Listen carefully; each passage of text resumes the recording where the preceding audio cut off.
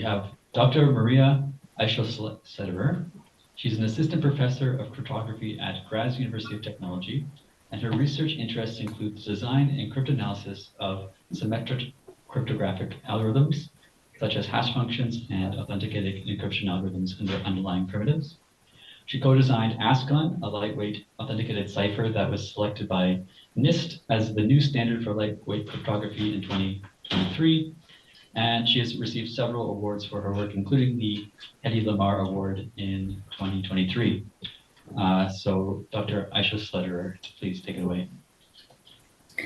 Thanks a lot for the introduction. So I want to talk about a particular topic in my research area that we've been working on very intensely in the last few years, and that is the goal of automating cryptanalysis. So in this talk, I want to give you a brief introduction on the tools and techniques that we can use and develop for assessing the security of cryptographic constructions.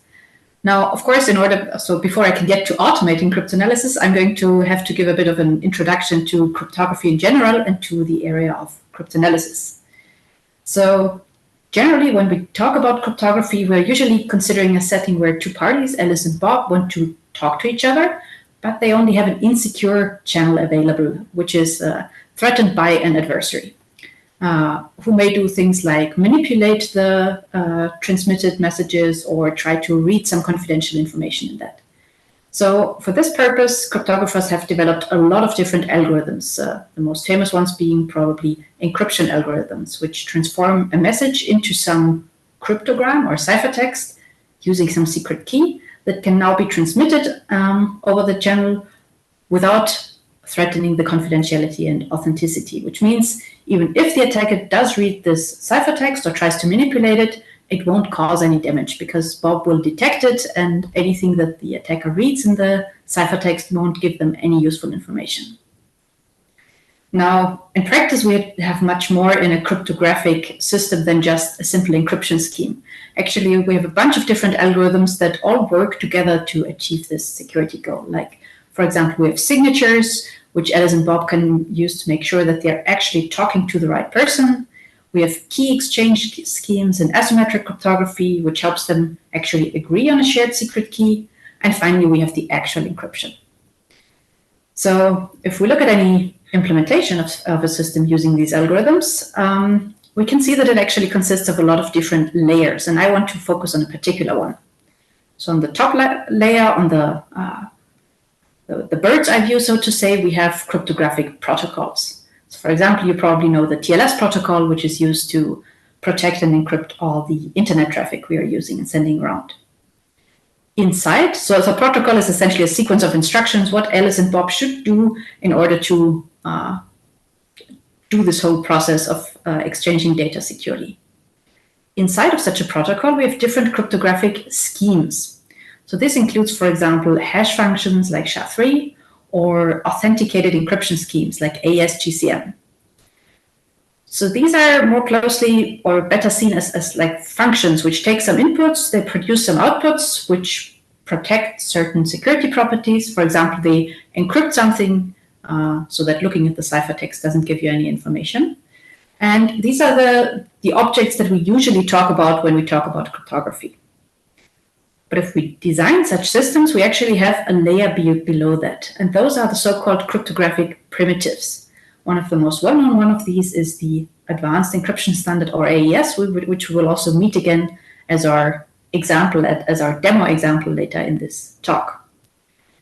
So what is the job of these primitives? What they essentially do is they are small building blocks, and they typically are either used to translate data block by block or to accumulate information in a way.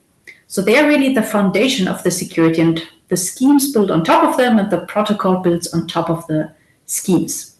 So these primitives, they are usually relatively small, so they have a limited input and output size.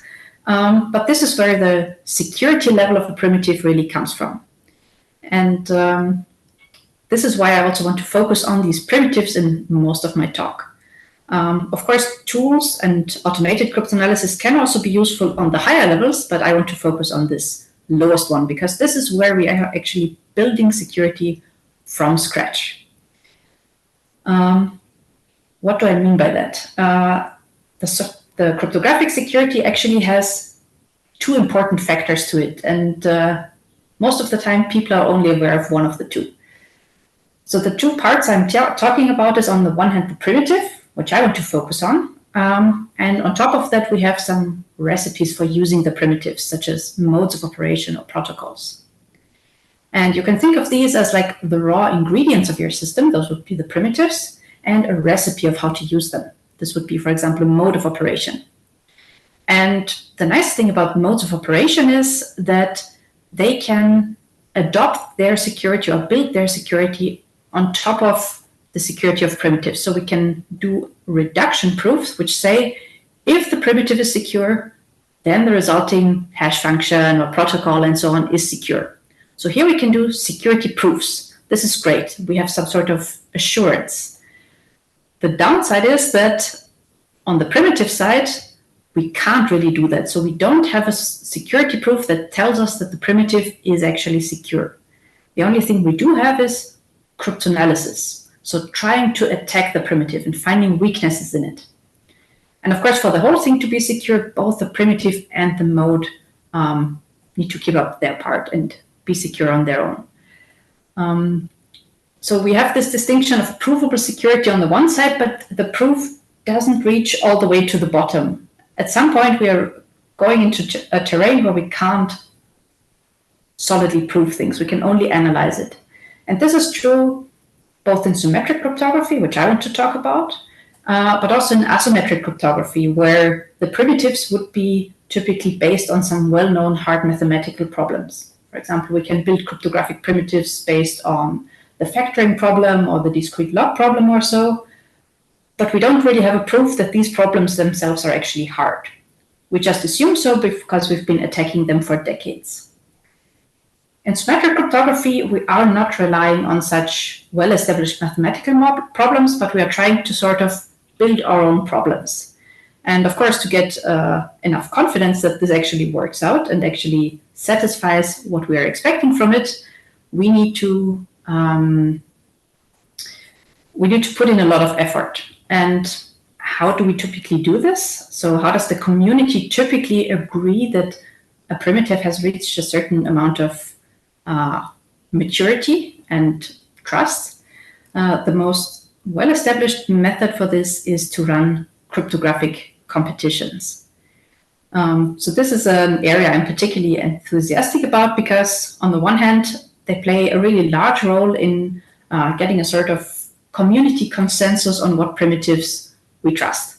And on the other hand, I'm particularly excited because it's a lot of fun to participate in these competitions, both in submitting your own candidates, but also in trying to cryptanalyze the other candidates in the competition. And one of the building blocks that has been standardized already more than 20 years ago now is the block cipher AES. So block ciphers are going to be the main primitive that I want to talk about because they're the most well-known symmetric primitive. So what do? They're essentially a function which takes two inputs, a k-bit key and an n-bit message block. So both of these sizes are fixed.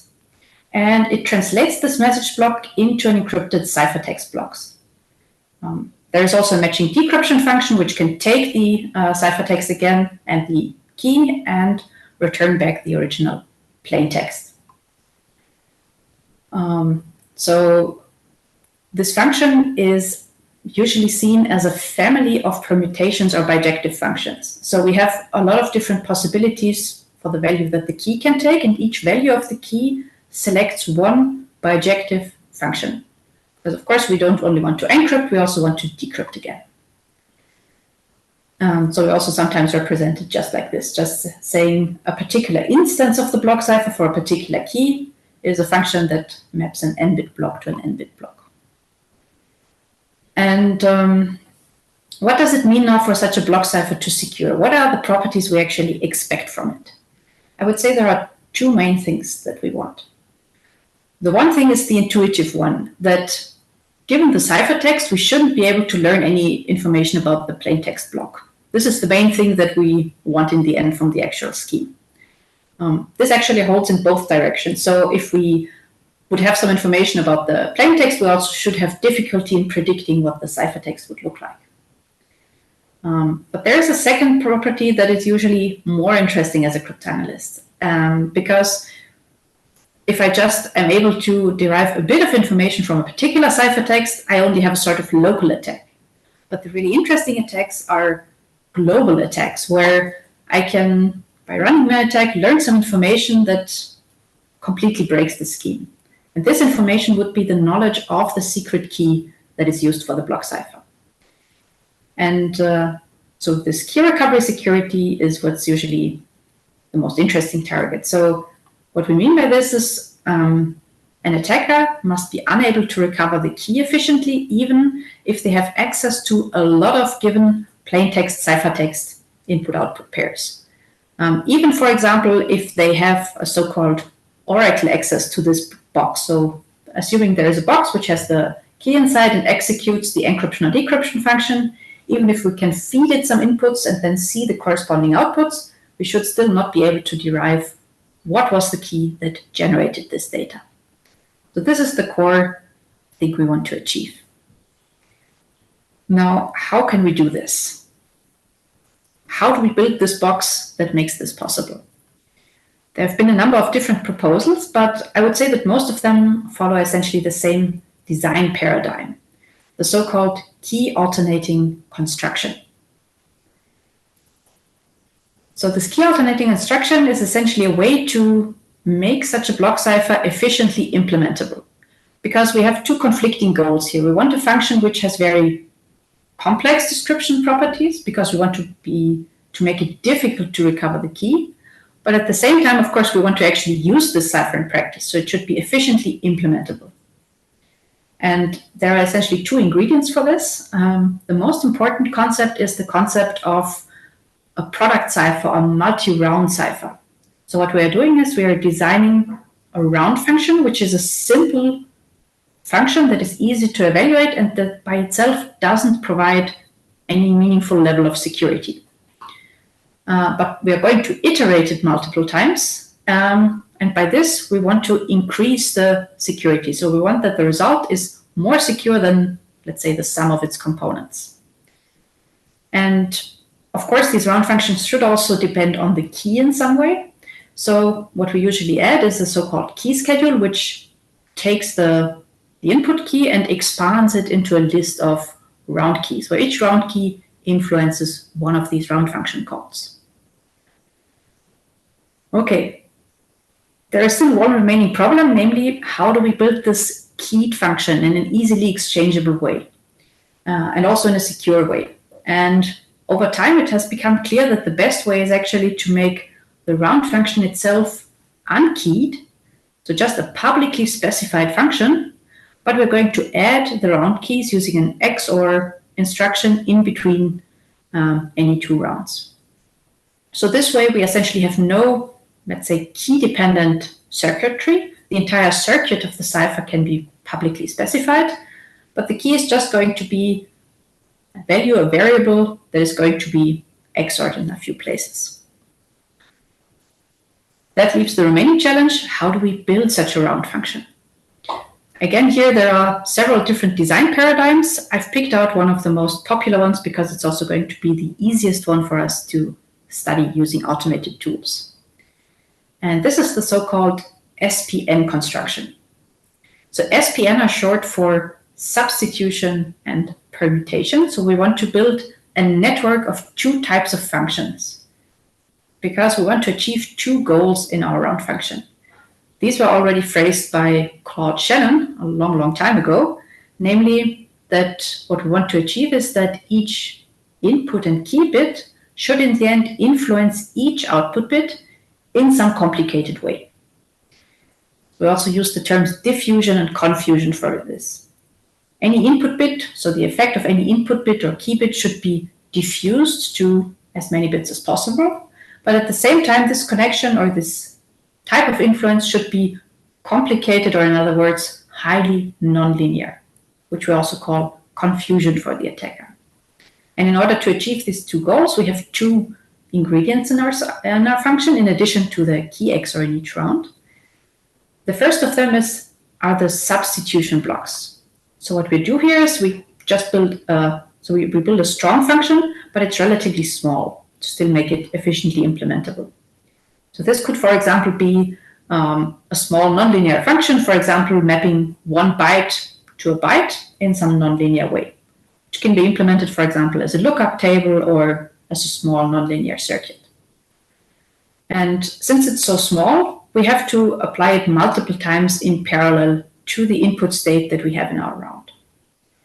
But of course, we want to also mix the output of these substitution blocks, so we add a mixing layer or a permutation layer.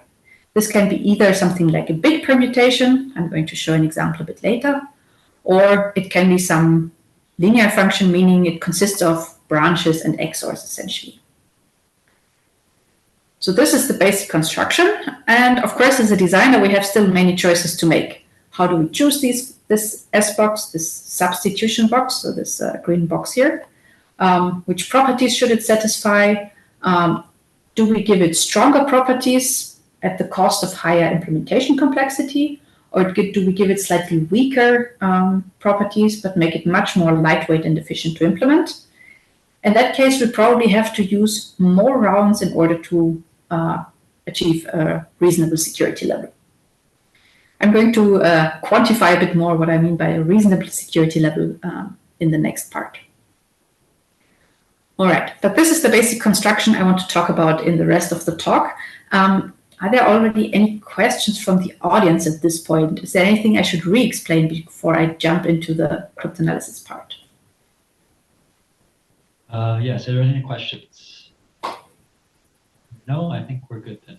Continue. All right, then let's jump into the cryptanalysis itself, and let's see how we can now attack such a construction. There are quite a few different types of cryptanalysis. So this is actually an incomplete list because every year new ideas or at least new optimization techniques for these existing attacks are proposed. This is why also defending the cipher against one of particular attack doesn't guarantee that it's an overall secure primitive. But essentially we have two types of cryptanalysis techniques. The one kind are statistical attacks where we are trying to measure some unusual statistical characteristics. There are two main types of this. On the one hand, we have differential cryptanalysis, where we study the function when it's applied to a pair of similar inputs. This is going to be the main case study that I'm going to use for the rest of the talk, so I'm giving a more detailed definition in a moment. But it's important to remember that I'm just going to re-explain the very, very basic variant, and there is actually a ton of different variations of this technique. There's also another one that is very famous, that's linear cryptanalysis, where we are trying to approximate some of the output bits as a linear function of the input bits in a function that has at least a slightly better probability than purely random to be an accurate approximation. Both of these have in common that they usually need a large amount of data, and the more data I use, the more likely it is that I have some measurable characteristics that I can use. On the other hand, we have a ton of different techniques that I would summarize as algebraic cryptanalysis, where the core thing that they have in common is that we start by describing our cipher circuit in terms of some equations and either solve these equations or derive some deterministic properties about the output based on the input. And as I said, I want to focus on the differential cryptanalysis idea, which was proposed in the early 90s by Biham and Shamir. So the core idea, as I already hinted, is that we are not going to study just what happens if the cipher executes or is applied to one input M, but we're going to consider two closely related inputs, M and M prime or M star. And we're going to study the difference between the two. So by this we mean the XOR of the two messages. And we're going to study what happens to this difference as we go through the cipher. In particular, what we would ideally like to do is we would like to see if we can predict anything about the output difference of these two inputs with a certain success probability. Of course, we're not going to be able to say anything with certainty, because as we have linear functions, nonlinear functions in here, each step is going to add some uncertainty. So the more rounds we do, the less predictable the resulting output difference is going to be. But assuming that we can predict something, so we can say, for example, that some output differences are a tiny bit more likely than other ones, then we can use this property. This is a so-called distinguisher, and we usually use such distinguishers in order to recover a piece of key material. We do this by, so as an attacker, we are going to ask for the encryption of many inputs of our choice, because they are going to satisfy this particular input difference here. We're going to receive the corresponding ciphertext, so indicated here at the bottom. And then what we're going to do is we're going to guess a bit of the round key material that is added before each round here. So we're going to guess part of it, not the complete thing, but part of it, and try to partially decrypt until we see a bit of this intermediate value here. And if we have this information, this intermediate value, then we can evaluate whether we do observe the predicted behavior or not. And if we have guessed the key correctly, then we have a higher chance of observing the expected behavior. Whereas if we guess the wrong key, we're just going to observe random garbage, essentially. And we're going to use a statistical evaluation to evaluate which of all the key candidates we try looks most like the expected behavior. And then we're going to conclude this is the correct key. So for most of this talk, I'm just going to focus on this distinguisher part here. But I want to mention that in the past few years, there have also been a lot of efforts to also model the complete attack, so including the key recovery part and the distinguisher. But because this is usually a very messy business, there definitely won't be enough time to cover that in this talk here. We can also do other things besides key recovery, like producing different inputs which produce the same output, which is an interesting goal, for example, for hash functions. But for now, let's just focus on the distinguisher itself. So to get a bit of an intuition what's going on in this case, we're going to take a little toy block cipher. So this block cipher follows exactly the construction I described earlier. It takes a 16-bit input message. It uses a key alternating construction, so after every round, it XORs a round key. And in each round, it first applies some S boxes. In this case here, they are specified as a lookup table. So if, for example, the input value at this position is 2, then the output value is going to be 4 for any of these S boxes. And then we do a bit permutation so that in the next round, the S box is going to depend on the outputs of different S boxes from the first step. All right. So as I said, I want to study differences, which means I'm going to look at an input pair with a particular difference. For the moment, let's do a very simple difference. Let's just flip one bit. So we have a message M, which has some value here, and a message M prime, which mostly has the same value, but the first bit is going to be flipped. We're also going to say that this is an active bit, and the S box it goes into is going to be called an active S box. So let's see what happens. We can actually go right through the key addition layer, because if the input here is flipped and we XOR the same key to both, the output is also going to be flipped. This is very easy to see based on the definition of an XOR. The question is now, what is going to happen to the outputs of this S box here? So we have this lookup table, and if we take any two different inputs where the first input is flipped, for example, the input 0 and the input 8, we can see that the outputs are, of course, also different. So in one case, we get a 2, in another case, a 1. This would mean in our example that the last two inputs are different between the two values. So 1 XOR 2 is 3. So this is one possible thing that could happen depending on the value that we have here, that these 2 bits are flipped, which go into new S boxes in the next round. The probability that this is correct, so that actually these 2 bits flip, This is something we can pre-compute if we look at the definition of this table here and look at all input pairs with this difference. We can see how often this output difference of 3 occurs. It turns out for the specific S box, this happens with a probability of 4 out of 16 cases, so 2 to the minus 2. And we could now continue to do this in the next rounds as well. Of course, there are also other things that could have happened at this point. So we have some uncertainty here. It could also have been that these two, for example, output bits are different, or these two, or these two. These are the 4 cases that can happen, which we could see if we studied the S box in more detail. So I just skipped this permutation layer here because it's very clear if this bit is flipped, then this just follows the bit line that I've drawn here.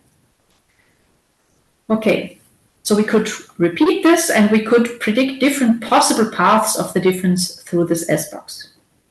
We can already see the more rounds we look at, the lower the overall probability that this prediction is correct is going to become. We call any such prediction a characteristic, like this is a prediction of which difference we're going to see at each step. And the differential probability is the product of these probabilities here.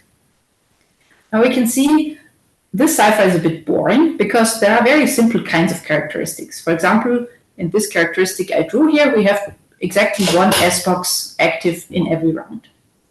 Of course, it would be more secure if we had more active S boxes, because the more S boxes are active, the lower the overall probability becomes. So the more unpredictable our design is. This is what we would like to achieve. And one cipher which has done a very good job at that is the so-called advanced encryption standard. So this is a standardized block cipher, which has been standardized around 2000. And it also follows this SPN construction, but it looks a bit different. So I've drawn sort of schematic overview of it here. So what this cipher does is it takes input messages with a block size of 128 bits. That's a total of 16 bytes. And actually, through all of the computation, we're going to represent these 128 bits in such a 4x4 matrix of bytes. So each cell here is 1 byte. And then all the operations are defined with respect to bytes, unlike this bitwise definition that we saw before. So the first operation, of course, is also a lookup table, an S box. That's an 8-bit S box that is applied to each of these 16 cells here. In the next step, we want to achieve some mixing. So what we want to ensure is that any S box output here influences several S box outputs in the next round. So for this, we're first going to switch around the position of the bytes, and then the more important step is the mixing step. So this is simply a matrix vector multiplication. So we're going to take this, so one column of this matrix here, so that's a 32-bit column, and we're going to multiply it with a matrix. This multiplication is not going to be based on integers, but based on finite fields, but I think we can ignore the details for now. So just imagine it as a vector to matrix multiplication, and the output is again going to be a vector, which replaces the previous vector. So this so-called mixed column step is applied to each column of the state. And actually, this is a very special matrix because what it ensures is that if I switch if I change the value in just one of the input cells of this column, it is guaranteed that all of the output cells are going to change. If I change at least 2 of the input cells, then at least 3 of the output cells are going to change, and so on. We're going to see in a moment why this is a very good property to have. And finally, of course, we're also going to XOR the round key. So this is the add round key step. All right, so if I do a similar kind of bit flipping experiment as in the previous cipher, then something more interesting is going to happen. We're going to have a lot more active S boxes. So what I've drawn here is a characteristic over 4 rounds, where I've started with an input set, so a pair of input messages where the first byte is different, the rest is the same between the 2 messages. Now we can follow it through the cipher. Key addition doesn't change anything. The S box is going to mean So this is the sub-byte step. This is going to mean that we have one active S-box here, which contributes a probability. Actually, the probability is going to be, in the best case for the attacker, 2 to the minus 6, so much smaller probability than the previous cipher.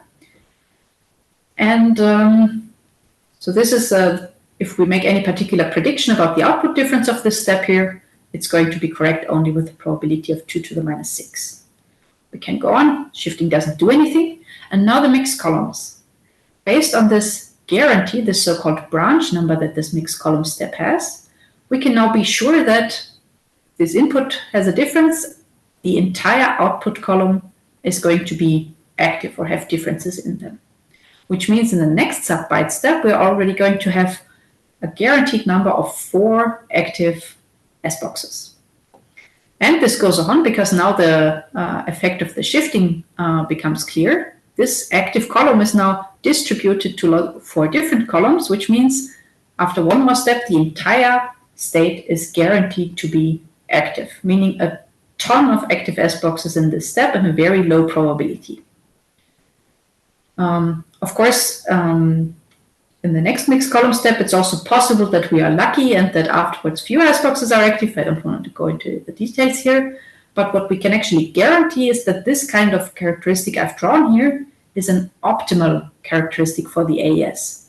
There is no other pattern which has fewer active S-boxes than these 25 here. So 1 plus 4 plus 16 plus 4. What this means is that 4 rounds of these ciphers already have a probability, a differential characteristic probability of at most 2 to the minus 150. Which means if I want to predict the pattern of differences that this is going to make, I'm going to have a very hard time of predicting it. Because 2 to the minus 150 is actually worse than a random guessing of the output difference. So I'm better off if I just make a random guess, which is correct with 2 to the minus 128. It's already better than using the specifics of the cipher. Which means AES is very strongly protected against differential attacks. The question, of course, is how can I prove that this is actually optimal? And in particular, how can I prove it for more complicated designs, which are not so simple and regular as the AES here? So this is the main motivation why we are using tools for cryptanalysis. We want to either find good characteristics if we are playing the attacker and trying to find the best possible attack, or if we are the designer of the scheme, what we want to do is we want to prove that no better pattern or no better characteristics exist than some particular bound. And in some simple designs, we can actually make such proofs by hand, but the AES is one of the few ciphers where this is actually possible. For more complicated designs, it's really more efficient to use the computer's help for this. And there are 2 main ways of doing this. Either we can implement a dedicated attack algorithm and solver, which is sometimes a great idea. We've also worked quite a bit on this in the past. But the other idea is that we are trying to use general purpose solvers that solve some kind of constraint programming or constraint optimization problem. And there are a couple of different solvers that we can use here. I've listed the most popular ones here. So one thing that cryptanalysts really like to use are Boolean satisfiability or satisfiability modulo theory solvers, so SAT or SMT solvers. Another very popular direction are mixed integer linear programming solvers, and this is also the case I want to show here in the next slides. And there are a couple of different variations which can be seen as extensions or mixes of the above. So I've used the very general term constraint programming for this. All right, so let's have a look at how mixed integer linear programming can help us find such optimal patterns. First, a quick definition of mixed integer linear programs. I don't know which of you or who of you is already familiar with those. This is an extension of basic linear programming. So in linear programming, this is an optimization problem based on linear equations.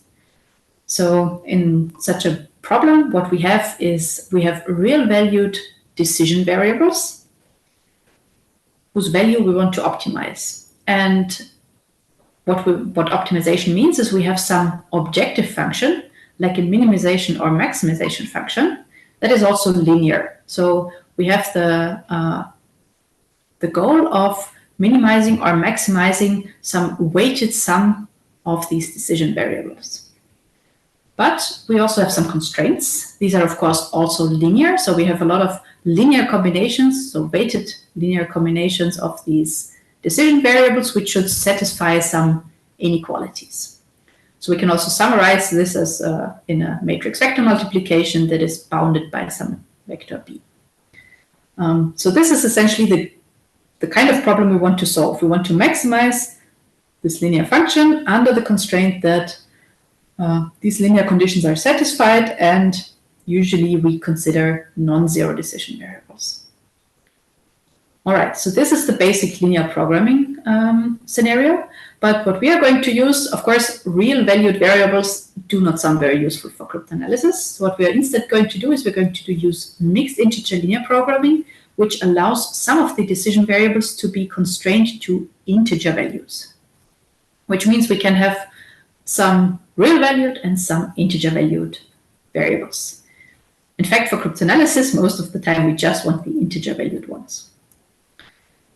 And with this adding of additional constraints on the variables, we're actually making the problem a lot more difficult. So here's an example of what such a program could look like if we have just two decision variables, x and y, and we have three linear constraints marked in green here. And what we want to maximize is the sum of the two. In this example here, this red point here would be the maximum. And it's actually not by accident that this is in one of the corners of this shape here. In fact, this is always the case, and this is what makes these problems relatively easy to solve. We essentially can just iterate across the corners until we have found the optimal ones. And we can do this in a relatively strategic way. So this is relatively easy to solve. In the mixed integer linear programming case, we would only allow these integer valued pairs here. So in this case, this red point here would be the optimum that we want to find. And this turns out to be much more complex. Of course, the specific case here is easy. We could just enumerate the solutions. But in general, if we have a high dimensional problem, then this is really complex. But let's see how we can turn our optimization problem into this description format. We're going to do this for the example of the AES because it's one of the easiest cases. So let's first have a look at what our decision variables could be. What we really want to know is, what does an optimal characteristic look like? And as a first step to that, we're just going to search for an optimal pattern of active S boxes. In a second step, we could then do different things with it. We could derive a bound on the probability like I showed earlier. We could also try to find a particular bitwise specification of this pattern here that makes an actual characteristic. But as a first step, we need to find a good pattern. So a pattern just tells us for any cell of the state, for every byte, whether this is active or not. So what we can do is we can just represent each of these cells with a 1-bit variable, which notes if it's active or inactive. And we can then follow the steps. We've seen before that these steps essentially don't change anything, so we can just use the same variable for all of them. This is just a renaming of variables. What is interesting about this step here is that the sub-byte step tells us something about the cost. So this is what we want to minimize, the number of active bytes here. So this is going to be a cost function, the sum of all these red cells here. The other interesting step is the mixed column step, where we said we have this guarantee that if we look at one column, then the sum of the active input and output cells is either 0 or at least 5. This is going to be a constraint that we can translate to MILP. So if we do this, we can represent the whole problem using two types of variables. One for the question, is the S box in row I and column J in round R active? And the other one telling us if a particular mixed column is active for column J in round R. Then our objective function would be to minimize the total number of active S boxes. And our constraint would be that the transitions over mixed columns are valid, which means we're going to compute for every column the sum of the input and output cells. And if the thing is active, then this sum must be at least 1. So we have the constraint that this sum is greater than M, which is 1 if the column is active, times B, that's the branch number 5. So it's greater than 5. And at most 8, of course, because these are just 8 values. If the column is not active, so if it's 0, then we just have that 0 is smaller than the sum, smaller than 0, which also makes sense. And of course, we only want to find a non-trivial solution, so one which has at least one active S box. That's the last constraint here. We can also easily implement this in code. So here is a code snippet for Sage, which implements exactly the problem I've just shown. And if we run it, the output is going to be a pattern which looks either exactly like the one we saw before, or an equivalent one with the same number of active S boxes. There are actually many equivalent patterns that we could find, but the one we had is among them, and the tool is going to tell us there is no pattern with fewer than 25 active S boxes over 5 rounds. All right, so to conclude, cryptographic primitives are really the most fundamental thing that we are trying to build in cryptography. But assessing how difficult they are is really challenging. And we have several different attack techniques, but applying any of them efficiently is a really difficult thing to do. So automated solvers can help us a bit in finding attacks or in proving that no attacks exist under certain assumptions about the attack model. And this is, as I mentioned already, a very active area at the moment. So there are many open things, open challenges that we are currently trying to address. One of the challenges is that for more complex attacks, the problems often become quite difficult to solve. So in particular, if we have very precise models. So doing this in a more efficient way is just a general direction that we always aim for. It is also the case that not all design paradigms are equally easy to analyze with tools. So some particularly bit-oriented ones can be a lot more complicated. And different attack techniques can also be quite a bit more complicated than the basic differential attack I showed. Another challenge is that so far we've only talked about the distinguisher part, so just the differential prediction. But what we would really like to prove is that no efficient attack that uses such a distinguisher exists, meaning we also need to model the complexity of the key recovery part, for example. And the final challenge that we've been seeing quite a bit in my group in the past few months, that's why I'm mentioning it, is that many attack techniques are most easily described as unsatisfiability problems. So we have a distinguisher if we can prove that there is no solution for a particular question. But this is really inconvenient if we want to find full key recovery attacks, because there we really want SAT-based problems. So turning such unsat-based problems into SAT-based problems in a reasonably efficient and accurate way is definitely a big challenge. But there are many others, and of course, I'm very happy to answer any questions you might have on this. Thank you, Maria. Let's thank the speaker.